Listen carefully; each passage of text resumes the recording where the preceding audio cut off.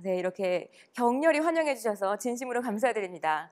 저는 사람들의 몸짓과 표정, 바디랭귀지를 관찰하고 분석하는 몸짓 읽어주는 여자의 이상은입니다. 반갑습니다.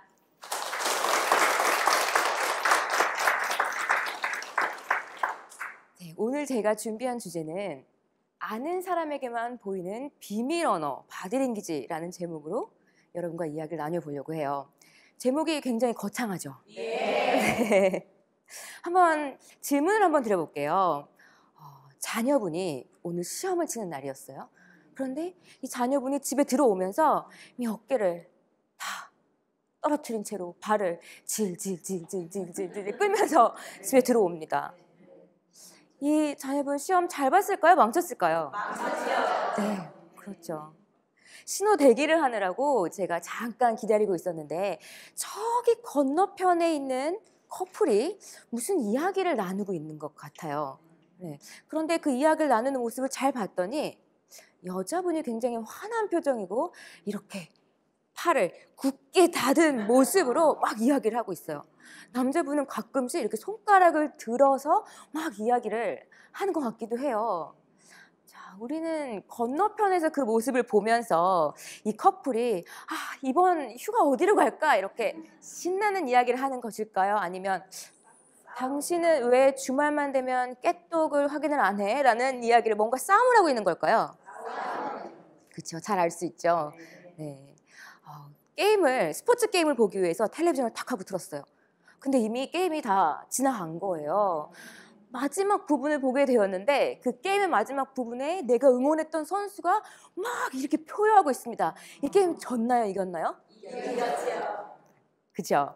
우리가 굳이 상대방의 이야기를 듣지 않아도 그 사람들의 표정이나 행동만을 보더라도 우리가 시험을 잘 봤는지 또는 잘 못 봤는지 또는 휴가에 관한 즐거운 이야기를 하고 있는지 무언가 화가 난 이야기를 하고 있는지 또는 게임에서 이겼는지 졌는지를 잘 알 수가 있다는 거예요. 네.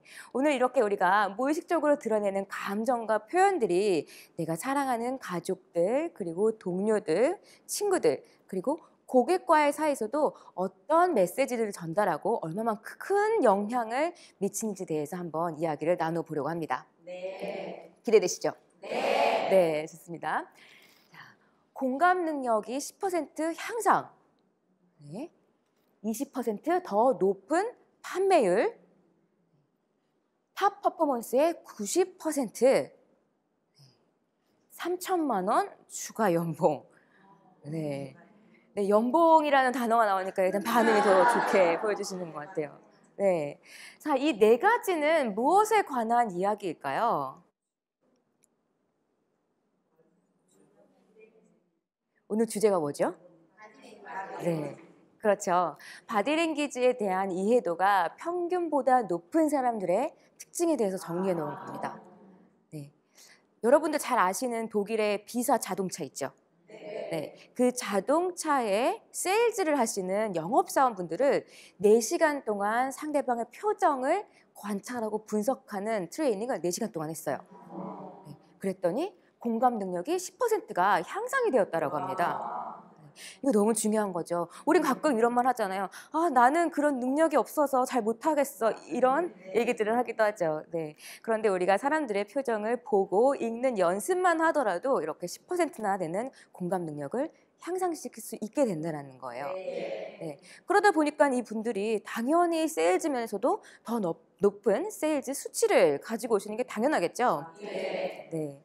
뿐만이 아니라 탑 퍼포먼스의 90%, 그러니까 어느 분야에서든 두각을 드러내는 많은 사람들의 신뢰를 받고 본인들의 능력을 여지없이 드러내는 탑 퍼포먼스의 90%가 무려 바디랭귀지에 대한 이해도가 평균보다 더 높다라고 합니다. 네. 그리고 여러분들이 기다리셨던 이 부분, 네. 추가 3천만 원 부분. 네. 3천만 원이면 사실 어떤 사람들의 전체 연봉이기도 해요. 네. 그런데 바디랭귀지를 잘 읽는 사람들의 특징 중에 하나가 뭐냐면 이 수치는 사실 미국에서 나온 수치예요. 네, 그래서 우리나라와 조금 다를 수는 있지만 바디랭귀지에 대한 이해도가 높은 사람들은 그렇지 않은 사람보다 연봉을 더 많이 번다라는 거예요. 네.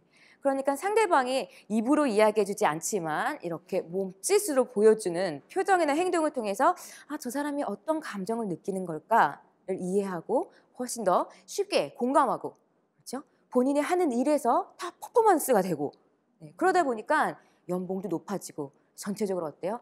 나의 삶이 행복하다라고 느끼는 게 무려 42%나 높다라고 합니다. 네. 그래서 오늘 제가 준비한 이 시간을 통해서 여러분들이 더 연봉이 올라가시고, 연봉뿐만이 아니라 어떻게 해요? 우리 행복 지수도 조금 높여보는 시간을 갖도록 하겠습니다. 네. 바디랭귀지 하면 가장 먼저 어떤 게 생각이 나시죠? 그렇죠. 손짓, 발짓. 네. 표정. 네. 그래서 여러분들이 궁금한 거 있으면 항상 들어가시는 그 포털에 들어가서 제가 한번 물어봤거든요. 너는 바디랭귀지를 무엇이라고 생각하니? 라고 했더니 이렇게 알려줍니다. 바디랭귀지, 몸짓 언어, 몸짓을 통한 감정과 생각의 전달. 그렇죠. 자, 다 같이 한번 해보실까요? 몸짓을 통한 감정과 생각의 좋습니다. 네, 몸짓을 통한 감정과 생각의 전달이라. 그러니까 이런 거 얘기하는구나. 우리가 정말 행복할 때 이러고 막 깨톡에다가 메시지 보내시잖아요. 오늘 너무 행복한 하루였어요. 즐거운 하루였어요. 그런데 우리가 행복할 때 어때요? 이미 표정에서 근육이 실룩실룩실룩 움직이고 미소를 짓죠. 그리고 우리가 미소로 나의 이 감정을 다 표현할 수 없어라고 느낄 때는 어떻게 해요? 온몸으로. 온몸으로 나의 기쁨을 표현을 합니다. 반대로 슬플 때도 마찬가지죠. 우리가 아기도 몸을 움츠리기도 하고, 우리가 눈물이라는 도구를 빌려서 나의 감정을 표현하기도 하고, 몸을 작게 만들고 자꾸 사람들 밖에서 숨으려고 하면서 나한테 말 걸지 말아줘, 나를 좀 내버려둬 라는 이야기를 한다는 거예요. 그런데 이렇게 우리가 감정을 드러내는 바로 보이는 표정들 뿐만이 아니라 우리가 일상생활에서 사용하는 굉장히 많은 것들, 그러니까 몸의 전체적인 자세, 그리고 머리의 움직임, 얼굴, 표정, 눈 맞춤, 시선의 움직임, 시선의 방향, 그리고 손팔, 그리고 다리의 움직임, 자세의 열린 자세 또는 닫힌 정도, 상대와의 접촉, 그리고 거리. 이러한 모든 것들이 내가 어떠한 메시지를 상대방한테 전달할 때 굉장히 중요한 요소로 작용을 한다는 겁니다. 미국의 UCLA의 알버트 메러비안 교수가요, 사람들이 서로 소통을 할 때 과연 어떠한 요소들에 의해서 영향을 받는지에 대한 실험을 했어요. 그 실험 결과 이 3가지의 요소에 의해서 영향을 받는다고 합니다. 첫 번째, 말의 내용, 단어인 거죠. 무엇을 말할 것인가예요. 그럼 두 번째는 음성, 목소리, 리듬. 그러니까 그 단어의 내용을 전달할 때 어떠한 방식으로 들리는지에 대한 이야기인 거죠. 세 번째는 바디랭귀지, 표정, 몸짓이었어요. 이 단어를 이야기할 때 어떤 모습으로 보이는가라는 것이죠. 우리가 하는 말과 말이 들리는 언어라고 한다면 우리가 사용하는 몸짓은 뭐예요? 보이는 언어인 거죠. 그런데 이 3가지의 요소들이 과연 얼마만큼의 영향을 미칠까라는 것을 알아봤더니, 보시는 것처럼 단어 몇 %죠? 7%. 단어는 7%라는 거예요. 그리고 목소리가 38%. 그리고 나머지 55%가 바디랭귀지래요. 그런데 사실 이 실험에서 중요한 것은 우리가 숫자가 아니에요. 이 교수님이 이 실험을 하시면서 이 실험 자체는 굉장히 제한적인 상황에서 이루어진 실험이었고, 이 수치는 절대적인 수치가 아닌 상대적인 수치다라고 말씀을 하셨어요. 그러니까 7%라고 해서 우리가 말의 내용, 그러니까 내가 전달하고자 하는 메시지의 내용을 완전 다른 메시지, 전혀 관계없는 메시지, 완전 엉망진창인 메시지를 말을 하지만 목소리만 좋고 바디랭귀지나 표정만 좋으면 될까요? 아니죠. 이 7%의 메시지를 전달하기 위해서는 들려지는 방식이나 보여지는 방식이 중요하다라는 이야기를 한 거였거든요. 그런데 이거보다 조금 더 중요한 사실이 있었어요. 그걸 한번 같이 알아보도록 할게요. 잘했어. 내용 몇 퍼센트라고 했죠? 7%.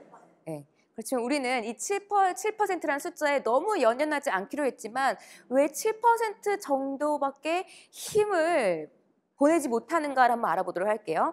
자, 잘했어라는 내용을 전달하고자 해요. 그런데 아까 음성 38%가 나오죠.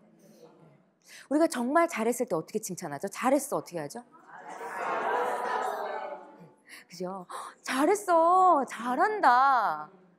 그런데 어머님들 아마 여기 계신 분들도 자주 하셨을 것 같아요. 가끔 이렇게 헷갈리게 쓰실 때가 있어요. 어떻게 쓰시죠?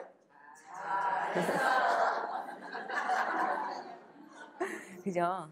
잘한다. 분명히 잘했다 그러는데 잘한 것 같지 않아요. 분명히 잘했다고 하시는데 또 하면 될 것 같아요? 안 될 것 같아요? 네, 안 될 것 같죠? 만약에 직장 생활을 하고 있는데 직장 생활에서 상사분이 저한테 이렇게 얘기를 합니다. 아유, 잘한다. 근데 제가 그 말을 듣고 감사합니다. 앞으로 이렇게만 열심히 하겠습니다. 이렇게 얘기하시는 분 계신가요? 안 계시죠? 네. 잘했어라는 단어의 내용을 전달을 하지만 들리는 방식이 정말 잘했을 때 들리는 방법이 아니죠. 네. 그러다 보니까 우리의 뇌는 그것을 믿어요, 못 믿어요? 네, 헷갈리기 시작한다는 거예요. 그럼 바디랭귀지는 어떨까요? 자, 55%. 왜 55%나 차지를 할까요? 자, 정말 잘했을 때 표정 어떻게 표현하시나요? 행동. 그렇죠? 네. 막 엄지척하기도 하고 미소를 우선 지어지고 네. 토닥토닥토닥. 잘했어. 야 잘했다. 어쩜 그렇게 멋있어. 잘했다. 그렇죠? 근데 가끔 이건 어떠세요? 아주 잘하는구만. 잘한다, 잘한다. 응? 또 여성분은 이런 거 굉장히 많이 하시죠. 남자친구한테 또 남편분한테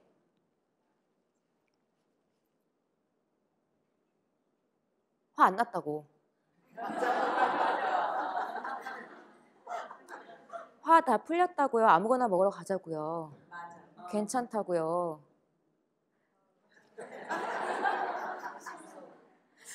자, 이렇게 너무나 화가 난 표정으로 화가 안 났다고요 라고 이야기를 하면 그걸 본 분들이 그렇군요. 당신은 화가 나지 않았군요 라고 이해를 하나요?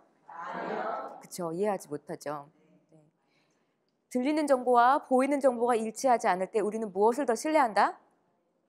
네. 보이는 정보를 더 신뢰한다는 거예요. 그렇죠? 그런데 이러한 것들이 우리의 뇌에 프로그램이 되어 있는 거예요. 네. 우리가 집에서 나와서 다시 집까지 돌아가는 그 하루의 스케줄 동안 우리가 수많은 상황에 처하게 되죠. 네. 근데 그 상황 중에서 나를 위험에 빠뜨리거나 나의 안전을 위협에 빠뜨리는 그런 일이 있을 수 있기 때문에 우리의 뇌가 그런 상황에 들어갔을 때 들은 정보와 본 정보가 다르면 어떻게 해야 되지? 들은 대로 해야 되나? 본 대로 해야 되나? 우왕좌왕하다가 그 중요한 찰나의 순간을 놓칠 수가 있는 거예요. 네. 그래서 우리의 뇌에서 들은 정보와 본 정보가 일치하지 않을 때에는 고민하지 말고 본 게 맞다고 믿고 그것에 대한 판단을 해라. 그것에 대한 행동을 해라. 네. 그래서 너의 안전을 지켜라 라고 프로그램이 되어 있는 거예요. 네. 그런데 이러한 것이 우리가 위험한 상황에 들어갔을 때뿐만이 아니라 우리가 어떤 이야기를 들었을 때 그 정보에 대한 것을 판단하거나 또는 내가 행동하는 데까지 영향을 미친다는 거예요. 네. 자, 제 친구 중에 철수랑 영수가 있습니다. 속구 친구들인데 만나기만 하면 엄청 싸워요. 치고받고 싸워요. 이번에도 치고받고 싸웠대요. 근데 제가 물어봤어요. 뭐야 이번에도 누가 시비를 걸었어? 물어봤더니 A라는 친구가 저한테 이렇게 이야기를 합니다. 내가 들었는데 철수가 영수를 먼저 때렸다는 거야. 근데 그 이야기를 같이 듣고 있던 다른 B라는 친구가 내가 봤는데 영수가 철수를 먼저 때렸어 라고 이야기를 하는 거예요. 네. 그럼 여러분 누구 말을 믿으세요? 들은 사람 말, 본 사람 말? 그렇죠. 본 사람의 말이 이야기가 더 신빙성 있다고 생각을 하시죠. 과연 이런 것은 우리의 행동까지도 바꾸게 할까요? 제가 저녁에 강남역에서 친구와 약속이 있습니다. 네, 지하철을 타고 강남역에 가는 길이에요. 네, 저는 지하철 안에 앉아 있는데 방송이 나옵니다. 띠리리리 이번 역은 역삼 방송이 나와요. 밖을 딱 봤더니 강남역이라고 써 있어요. 여러분 내리시나요, 안 내리시나요? 내리시죠. 네. 들은 정보는 역삼역이라고 이야기를 했지만 본 정보가 지금 여기가 강남역이라고 이야기를 하니까 내리시죠. 여러분 거기에서 어떤 분도 잠깐만, 나는 지금 분명히 내가 들은 정보는 역삼역이라고 이야기했는데 내가 본 정보는 강남역이란 말이야? 그럼 이게 역삼역인가 강남역인가? 난 내려야 되나 말아야 되나? 고민하고 있지 않으시죠? 네. 듣자마자 바로 뭐야, 강남역이잖아 하고 내리시죠. 네. 이렇게 우리는 본 정보와 들은 정보가 일치하지 않을 때는 본 정보를 더 신뢰하도록 되어 있다는 거예요. 네. 그래서 우리가 사람들과 이야기를 할 때 또는 고객들에게 나의 진심을 전달하고자 할 때 내가 말을 잘하는 것도 중요하지만 그만큼 중요한 것은 보이는 언어, 우리의 몸짓과 표정, 바디랭귀지를 잘하는 것도 굉장히 중요한 요소 중에 하나입니다. 네. 자, 그렇다면 앨런 피즈라는 바디랭귀지 전문가 분께서 이런 말씀을 하셨어요. 많은 사람들이 본인이 전달하고자 하는 메시지를 방해하는 바디랭귀지를 사용하면서 왜 설득이 되지 않는지, 왜 내 말을 믿지 않는지 알지 못한다라는 이야기를 하셨어요. 우리 많은 사람들을 만나다 보면 이런 경우 있죠. 저 사람은 말을 참 잘하는 것 같은데 뭔가 잘 모르겠어. 찜찜해.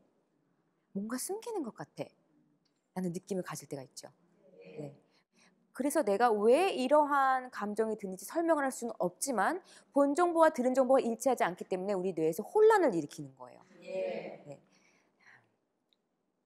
말을 잘하는 사람을 굉장히 부러워하죠, 우리는. 네. 어쩜 저렇게 말을 잘할까 굉장히 많이 부러워해요. 네. 그렇게 말 잘하는 사람들이 굉장히 많고 말을 잘하는 것이, 스피치를 잘하는 것이 굉장히 능력 중에 또 하나이기도 하죠. 네. 그런데 우리가 말을 잘하는 사람을 보고 이제 그 사람들과 관계를 맺고 계속 시간을 지속하고자 할 때 우리는 항상 그 사람들이 하는 이야기가 행동을 통해서 진짜로 보여지는지를 확인하려고 합니다. 네. 예를 들어 나는 좋은 사람이야, 나는 모든 것을 나누는 사람이야, 나는 욕심 없는 사람이야 라고 이야기를 하지만 행동을 하는 거 보니 모든 욕심 혼자 다 부리고 있고 아무랑도 나누지 않고 전혀 친절하지 않고 이런 행동을 본다라고 하면 우리는 그 사람을 신뢰하지 않죠. 네. 말을 잘하는 것도 중요하지만 그에 맞는 태도를 갖는 것도 굉장히 중요하다는 이야기겠죠. 어떤 사람을 만났는데 이분이 옷을 굉장히 멋있게 잘 입고 오셨어요. 네. 그런데 이야기를 좀 나누어 보니까 그렇게 입은 옷만큼 멋있는 사람이 아닌 것 같아요. 그리고 배려를 넘치는 사람도 아닌 것 같아요. 따뜻한 사람도 아닌 것 같아요. 네. 그러면 이 사람이 입고 있던 멋진 옷이 더 이상 안 보이기 시작하죠. 네. 우리는 결국 사람들이 보여주는 행동을 통해서 그 사람의 인성까지 평가를 한다는 거예요. 반대로 옷을 굉장히 검소하게 입고 오셨어요. 네, 조금 덜 검소하게 입으셔도 됐었을 것 같은데 좀 검소하게 입고 오신 거예요. 네, 그래서 옷을 굉장히 검소하게 입고 오셨네 라는 생각을 했는데 이야기를 한 5분만 나눠봤더니 이렇게 경청을 해주시고 상대를 배려해 주시고 너무 공감해 주시고 이런 분이신 거예요. 네, 그러면 어느 순간부터 그분이 입고 있는 옷이, 검소했던 옷이 신경 쓰이지 않죠. 자, 그러면 우리가 지금까지 매일매일 했던 질문, 오늘 뭐 입지? 내일 뭐 입지? 그 질문을 이제는 나는 오늘 어떤 표정을 입고 사람들 앞에 나가지? 나는 오늘 어떤 태도와 제스처를 입고 있지? 이런 질문 한 번쯤은 해볼 때 되지 않았을까요? 네, 좋습니다. 자, 그러면 우리가 전달하고자 하는 나의 진심과 마음을 상대방한테 보이는 언어, 바디랭귀지, 비언어적으로 어떻게 전달할 수 있는지에 대한 자세한 내용을 한번 알아보도록 할게요. 네, 첫 번째, 친밀함을 나타내는 바디랭귀지, 바로 미러링입니다. 미러링 아마 많이 들어보셨을 수도 있을 거예요. 자, 미러가 뭐죠, 미러? 그렇죠. 우리 매일 보는 거. 네. 미러는 거울을 서로 비추죠. 네, 나의 모습을 그대로 비추는데 우리가 상대방이 하는 표정을 보면 우리에게 거울 세포라는 게 있어서 상대방이 짓는 표정과 같은 표정을 만들게 되고 그 표정을 만들었을 때와 같은 뇌의 활동이 일어난다고 합니다. 이 거울 세포는 원숭이를 가지고 실험을 하다가 발견하게 된 세포예요. 우연히 발견이 되었어요. 원숭이를 바나나를 줬어요. 바나나를 먹으세요 하고 바나나를 줬는데 이 원숭이가 바나나를 먹기 위해서 손을 이렇게 딱 뻗는 순간 뇌에서 활동이 일어나죠. 그런데 저 건너편에 다른 원숭이가 있었어요. 근데 이 원숭이한테 바나나를 딱 줬는데 저 건너편에 있는 다른 원숭이가 바나나를 짓기 위해서 손을 딱 뻗었는 모습을 보고 있던 이 원숭이가, 이 원숭이의 뇌에서 같은, 실제로 뻗었을 때와 같은 뇌 활동이 일어난 거예요. 그래서 이거 무슨 일이지? 왜 실제로 뻗지 않았는데 실제로 행동했을 때와 같은 뇌 활동이 일어나지? 네, 이렇게 해서 찾게 된 게 거울세포입니다. 네, 영장류 이상에게만 있는 세포예요. 네, 그런데 이 거울세포라는 게 사람들이 서로를 보고 서로를 이해하고 공감하는 데 굉장히 중요한 요소로 작용을 한다는 거죠. 만약에 제가 여기서 이렇게 서 있는데 제가 정말 잔뜩 찡그린 표정으로, 전혀 이 자리에 서고 싶지 않았다라는 표정으로, 반갑지 않다라는 표정으로, 그런 표정으로 서 있으면 여러분들이 저의 모습을 보면서 미소 짓기가 쉬우실까요? 아니죠. 저를 쳐다보면서 여러분들도 모르게 점점 표정이 저와 같은 표정으로 바뀌실 거예요. 네. 반대로 여기 앉아 계신 여러분들께서 저를 보면서 이렇게 굉장히 대면대면한 무슨 얘기를 하려고 그럴까? 이렇게 대면대면한 모습을 보여주시면 제가 그 여러분들의 표정을 보면서 이렇게 혼자 웃고 있기가 쉬울까요? 네, 그렇지 않죠. 네, 우리에게 거울세포라는 게 있어서 상대방이 보여주는 표정을 그대로 보여주고 그 표정에 관한 감정을 느끼는 게 굉장히 활성화된다는 거예요. 네, 그래서 중요한 것은 첫 번째, 내가 상대방과 유대감을 많이 느끼고 있을수록 상대방과 더 친하게 느낄수록 우리가 어떻게 해요? 미러링 현상, 상대방의 제스처나 자세를 그대로 똑같이 따라하는 비슷한 자세를 만드는 그런 현상이 굉장히 더 자주 나타납니다. 네. 제가 방송에서 이제 연예인분과 매니저분, 네, 그리고 이제 남북 정상회담, 북미 정상회담 때에도 그 두 정상분들의 이러한 행동 그리고 바디랭귀지를 분석을 했었어요.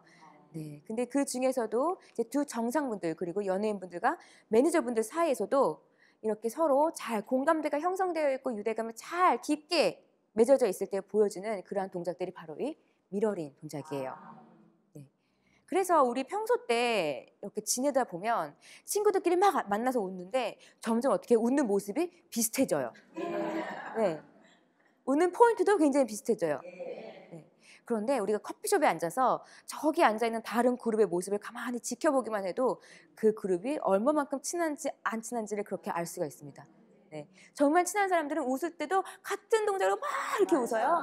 네. 한 명이 입을 가리면서 막 이렇게 웃으면 같은 분들도 막 이렇게 웃고 수지분도 웃으시고 한 분이 막 이렇게 뒤로 제끼시면서 웃으시면 같은 분들도 막 박수치면서 또는 막 뒤로 넘어가면서 웃으셔요.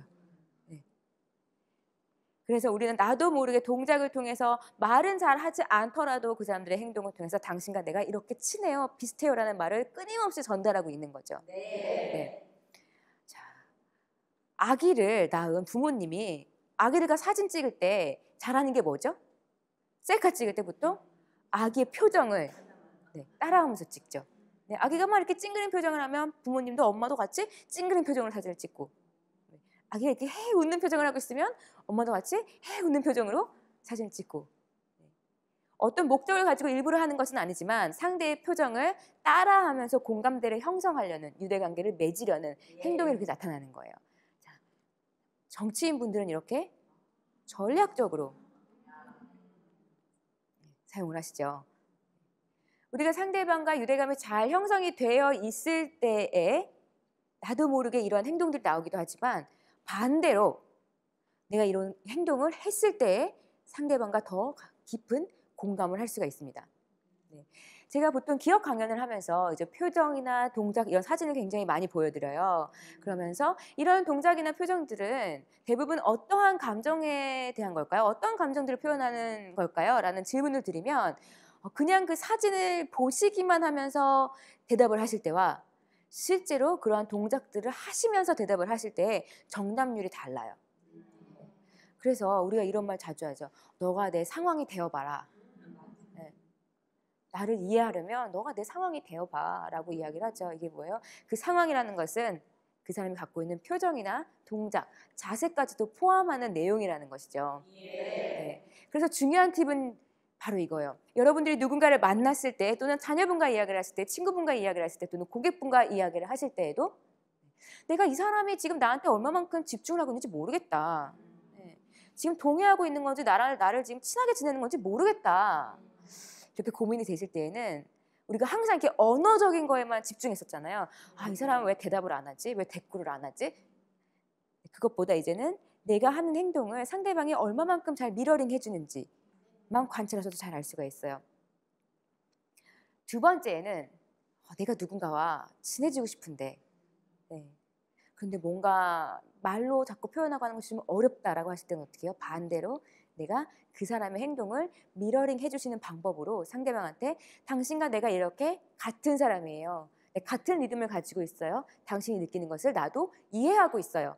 이런 메시지 전달할 수가 있는 겁니다. 근데 중요한 것은 가장 크게 자세만 미러링을 한다고 생각을 하셔도 좋아요. 예를 들어 상대가 내 말에 관심이 있을 때는 어떻게 하죠? 몸이 앞으로 이렇게 나오죠. 그러면서 더 가까이 들으려고 하죠. 이렇게 관심을 보여줄 때는 나도 몸을 살짝 앞으로 당기면서 이야기를 해주고요. 상대방의 이야기를 듣다가 갑자기 몸을 살짝 뒤로 이렇게 밀었어요. 몸을 뒤로 밀면 말하는 사람은 어떻게 해요? 갑자기 불안해져요. 이 사람이 내 말을 지금 지루하게 느끼나 안 듣고 있나 하면서 어떻게 해요?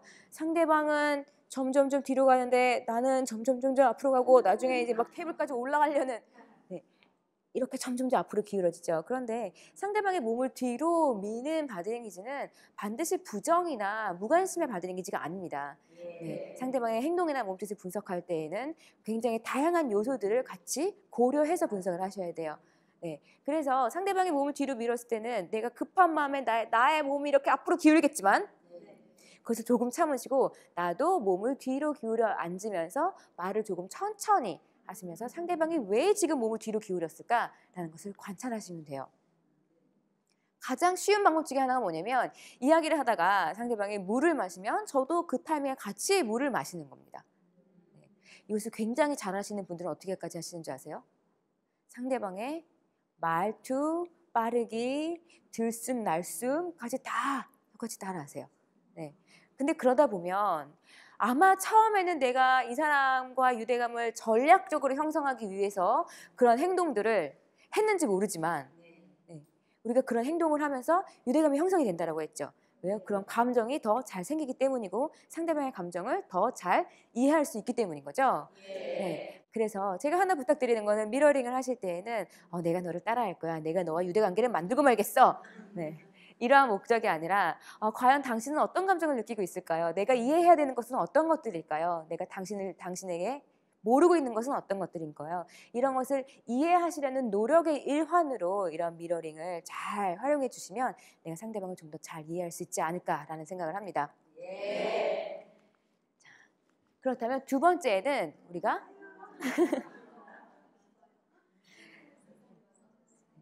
미소를 통해서 더 행복하게 웃는 방법에 대해서 이야기 나눠보려고 해요. 자, 여기 사진에 있는 아기의 미소 너무 예쁘죠? 네, 귀엽죠? 사랑스럽죠? 네. 우리가 이렇게 미소를 지으면 건강해지고, 또 수명이 연장되고, 엔돌핀이 솟구치고, 이런 연구 결과도 굉장히 많죠.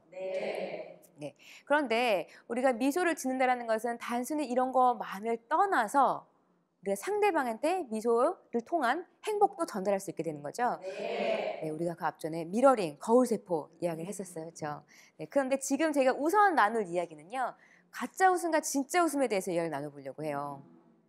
미소에 대해서 최초로 과학적인 연구가 시작된 것은 19세기 초였거든요. 기욤이라는 과학자가 이제 사람의 얼굴을 가지고 여기 있는 근육을 당겨가면서 미소를 만들 때 어떠한 근육들이 움직이는지에 대한 실험을 한 거예요. 그러면서 가짜 미소를 지을 때와 진짜 미소를 지을 때 사용되는 근육들이 다르다 라는 것을 알아냈어요. 그래서 아마 우리가 흔히 이야기하는 가짜 미소라는 것은 언제 많이 하세요? 우리가 이렇게 셀카 찍을 때, 그죠? 셀카 찍을 때 웃어야지라고 하니까 갑자기 딱 미소를 지으시죠. 그 미소는 어때요? 셀카 딱 찍고 나면 원래 표정으로 돌아오죠. 근데 진짜 즐거워서 웃을 때는 어떻게 해요? 그게 미소의 힘이 계속 여운이 남아있죠. 진짜 미소와 가짜 미소의 가장 큰 차이점이 뭘까요? 쓰는 근육이 다르기 때문에 네, 얼굴의 모습이 달라요. 미소의 모습이 다르게 나타납니다. 자, 이 사진 한번 보실까요? 네. 예쁜 아기와 그리고 이제 성인 남성이 있습니다. 네. 자, 누가 진짜 미소를 짓고 있나요? 그쵸. 네. 아기의 미소와 성인 남성의 미소, 같은 미소는 굉장히 많이 다르죠. 네. 우리가 미소를 짓는 것은 상대방한테 어떤 메시지를 전달하나요? 그쵸. 당신과 내가 친구예요, 적이에요? 친구이다. 그쵸. 나는 좋은 사람이에요. 네. 그리고 우리가 만나면 이렇게 미소 지으면 좋은 일들이 많이 생길 거예요. 네. 라는 메시지 전달을 하죠. 그런데 이렇게 여기 계신 남성분처럼 이렇게 미소를 지으면 오히려 좀, 아, 뭐지? 네. 그쵸. 반감이 일어나죠. 내가 미소를 통해서 전달하려는 메시지, 네. 이루고자 했던 목표와 어떻게 반대 방향으로 가고 계신 중이신 거죠. 네. 뭔가 가식적인 것 같아 보이고, 편안해 보이지 않고, 무서워 보이고. 그렇죠. 네. 가장 큰 특징, 얼굴에서 보이는 가장 큰 특징은 진짜 미소는 뭐와 함께 웃는다? 네. 눈과 함께 웃는다라는 겁니다.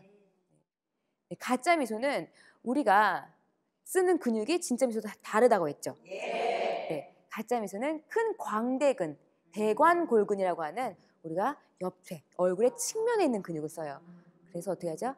치즈 하면 쯔 하면서 입꼬리를 쭉 올리는 근육을 쓰시는 거예요. 네, 자, 잘 어울리시는데요? 네. 자, 그러면 눈은 웃지 마시고 입만 한번 쭉 올려보실까요? 치즈. 네, 여러분 지금 굉장히 무섭습니다. 네. 네, 좋습니다. 자, 그런데 이 아기가 보여주는 진짜 미소는 안윤근이라고 눈둘레근을 사용하는 거예요. 그래서 보통 우리가 눈웃음이라고 하잖아요. 그렇죠? 네. 근데 이 두 근육의 가장 큰 차이점이 뭐냐면 큰 광대근, 우리가 가짜 미소를 지을 때 딱 하고 올리는 그 광대근은 내가 올려야지라고 하면 마음을 먹으면 딱 올릴 수 있는 근육이에요. 네, 쉽게 제어가 가능한 근육이에요. 네. 그런데 이 안윤근이라는 것은 내가 쉽게 이거 움직여야지 하고 움직이기가 굉장히 어려워요. 네. 그래서 정말 행복한 기분이 들었을 때 뇌에서 작용을 해서 나도 모르게 자연스럽게 움직이는 것이 바로 이 근육이에요. 안윤근이에요. 네. 그래서 우리가 정말 기쁜 행복한 미소를 지을 때는 이렇게 눈이 막 같이 웃죠. 그런데 내가 웃어야지라고 할 때는 어떻게 이렇게 입만 이렇게 웃죠. 네. 그나마 좀 자연스럽게 요새는 셀카를 많이 찍으시다 보니까 점차 이렇게 훈련을 하시고 연습이 되시다 보면서 그냥 가짜로 인공적으로 지으시는 미소도 점점 자연스러워지고 계세요. 그렇죠?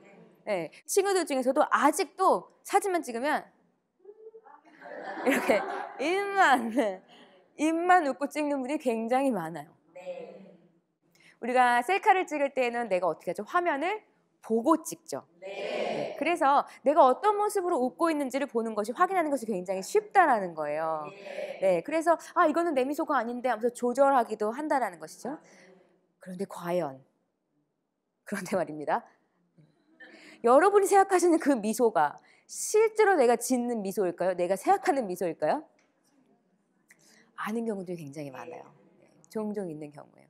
나는 내가 셀카 찍었을 때의 모습으로 웃는다고 생각을 했는데 네, 사실 내가 거울 없이 셀카 없이 카메라 없이 웃었을 때는 다른 모습으로 웃는 경우들이 많다라는 거죠. 네, 그걸 보실 때에는 내가 자연스럽게 있었을 때의 모습이 찍힌 사진들을 보시면서 나는 평소 때에 어떤 식으로 웃는지, 그래서 사람들이 보는 나의 미소는 어떤 모습인지를 한번 확인해 보시면 좋을 것 같아요. 네. 자, 아까 우리가 입을 통해서 대관골근만 사용해서 짓는 가짜 미소 한번 해봤죠. 자, 그럼 이번에 안윤근으로 움직여서 눈과 함께 웃는 미소 한번 해보실까요? 시작. 자, 여러분들 지금 너무나 훌륭하게 잘 보여주셨어요. 네. 우리가 입만 올려서 가짜 미소를 지으려고 하니까 이렇게 표정만 짓게 됐죠. 네. 그런데 우리가 눈과 함께 웃으려고 하니까 어떻게 했어요? 웃음 소리가 함께 나오죠. 네. 이거 정말 근육이 잘 안 움직여요. 눈으로 웃을 수가 없어요 하시는 분들이 계세요. 네, 또 한 가지 팁을 드리자면 내가 정말 행복했을 때, 내가 이렇게 미소 지어질 때 그런 기억을 다시 가지고 오는 추억을 이렇게 주머니에 넣고 다니시는 거예요. 네. 그래서 내가 조금 긴장이 될 때나 미소를 지어야 할 때 그 추억을 다시 꺼내서 생각해 보시는 거예요. 네. 아니면 굉장히 재미있는 영상들 많잖아요.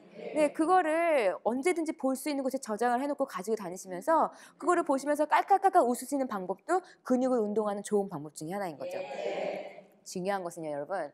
이 근육이라는 것은 움직여야 계속 활성화되고 더 강화된다는 거예요. 제가 저와 친한 동생 이야기를 한번 해드리려고 해요.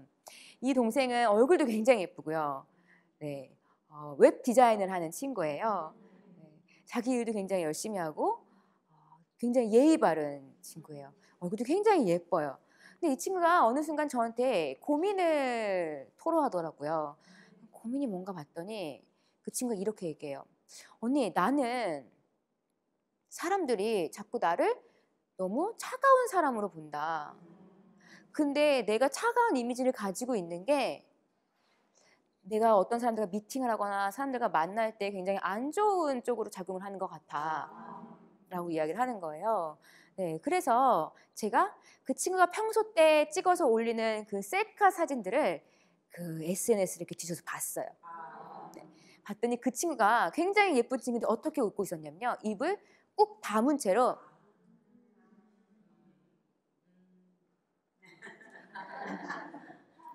이렇게 웃고 있는 거예요. 네. 그런데 제가 다른 사진들을 찾아서 사진은 이 친구가 찍힌 사진이 아니라 다른 친구를 찍은 거였는데 그 뒷배경에 이 친구가 있었던 거예요. 네. 근데 이 사진을 봤더니 너무 웃긴 순간을 포착한 거예요.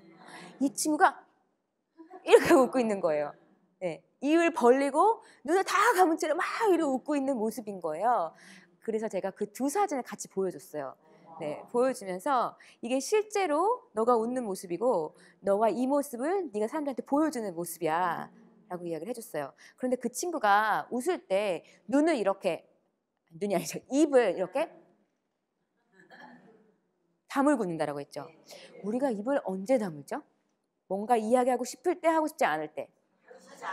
그렇죠. 눈앞에 먹고 싶은 게 있을 때, 먹기 싫은 게 있을 때. 그렇죠.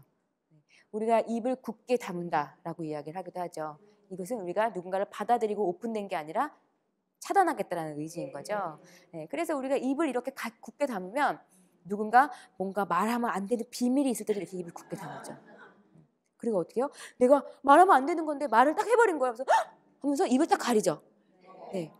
그래서 우리가 입을 이렇게 굳게 담을 때에는 나의 생각이나 감정을 보여주지 않겠다. 네, 라는 비언어적인 메시지를 전달하기도 하고요. 당신의 이야기에 동의하지 않는다라는 메시지를 전달할 때도 있어요. 네. 그런데 저희 동생이 이렇게 웃었지만 입을 굳게 담은 식으로 미소를 짓고 있으니 보는 사람들이 이 사람은 다른 사람들과 친해지고 싶은 마음이 없구나라는 오해를 하게 된 거였어요. 네. 그래서 제가 이 친구한테 한 가지 요청을 했습니다. 이제부터 웃을 때는 입을 살짝 벌리고 웃도록 해봐. 벌리고 웃는 연습을 해봐 라고 말을 했어요. 그랬더니 이 친구가 그 뒤부터 저의 말을 너무나 잘 들어주고 변화된 모습으로 사진이 올라오기 시작했어요. 그 모습이 예전에는 이 모습에서 요새 어떻게 해요? 이렇게 입을 살짝 벌리고 있는 모습을 찍기 시작한 거예요.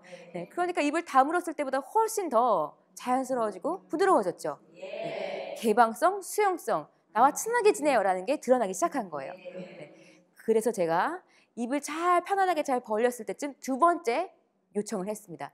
자, 그러면 이번에는 눈과 함께 웃는 연습을 해봐. 네, 이게 좀 6개월의 기간 사이에 일어난 일이에요. 네, 그랬더니 이 친구가 처음에는 눈과 함께 웃기 시작하는데 이게 어떻게 해요? 굉장히 어색하죠. 사진을 찍을 때도 이건 감 것도 아니고 뜬 것도 아니에요. 네, 이러한 모습으로 사진이 계속 찍히는 거예요.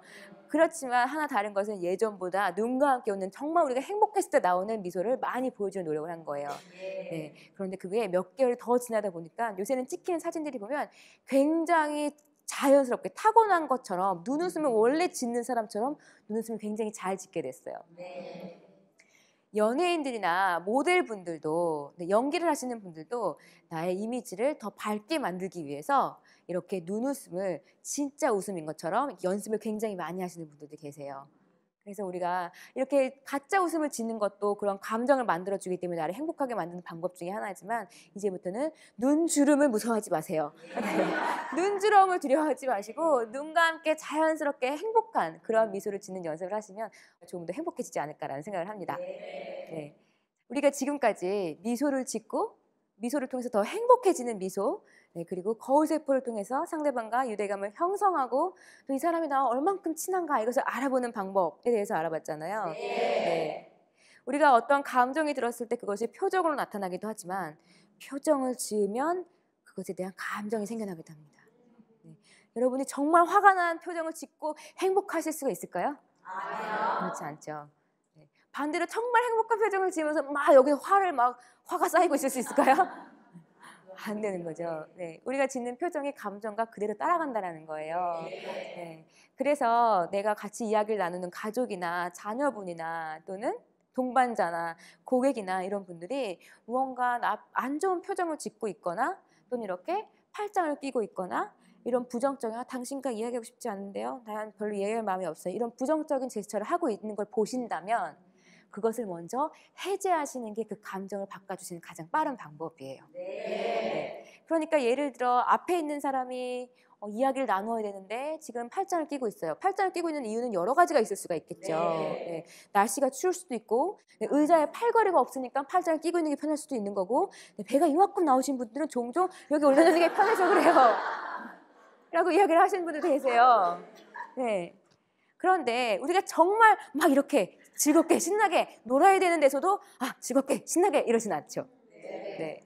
정말 즐거운 자리에서는 팔짱은 자연스럽게 풀게끔 되어 있다는 거예요. 네, 그래서 상대방의 부정적인 감정을 해제하고 싶으시면 그 상대방이 보여주는 그러한 것들이 부정적인 모습이 보이는데 나는 이 사람과 이야기를 나누고 싶다라고 하실 때에는 이런 부정적인 바디랭귀지를 먼저 해제하시는 게 가장 빠른 방법입니다. 네. 미소를 짓고 상대방의 바디랭귀지를 부정적인 것을 해제해서 그 사람을 감정을 변화시킨다라고 했죠. 그럼 나도 마찬가지겠죠. 나의 몸짓도 나의 감정을 변화시킬 수 있겠죠. 네, 중요한 것은 감정뿐만이 아니라 호르몬까지 변화를 시킨대요. 네. 하버드 비즈니스 스쿨에서 연구를 했습니다. 우리가 특정한 자세를 취할 때 이 자세가 어느 정도의 영향까지 미치는가라는 것에 대해서 알아봤어요. 우리가 정말 자신 있을 때, 즐거울 때, 내가 이것을 해낼 수 있을 때, 내가 나아갈 수 있을 때 어떻게 해요? 우리의 몸이 확장되죠. 커지죠. 네. 나를 드러내려고 하죠. 네, 이 동작은 우리가 보통 게임에서 이겼을 때 이긴 팀들이 하는 동작을 보시면 되죠. 자신감 넘치는 동작이에요. 이 동작은 사람뿐만 아니라 동물도 똑같이 하죠. 네. 반대로 어떻게 하다 시험 망했어. 나 여기 무대 올라가기 싫어 할 때는 어떻게 해요? 몸이 작아지고 몸을 만지고 나를 축소시키죠. 네. 축소시켜야 여러분 눈에 안 보이거든요, 제가. 네. 그래서 나의 몸을 계속 축소시키는 거예요. 이 동작 또한 사람뿐만이 아니라 동물도 똑같이 하는 행동이에요. 네. 그런데 중요한 것은 무엇이냐면 우리가 이러한 감정이 들었을 때 자신이 있을 때 막 몸을 막 이렇게 하고 특히 여성분들 헤어샵 갔다 오면 갑자기 고개 각도가 좀 달라져요. 네.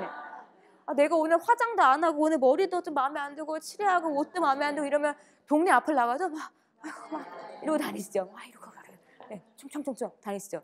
근데 오늘 가서 메이크업하고 헤어하고 오늘 풀 장착 다 했어요. 그럼 어떻게 해요? 딱 모든 세상 나를 보세요 이러면서 다니시죠.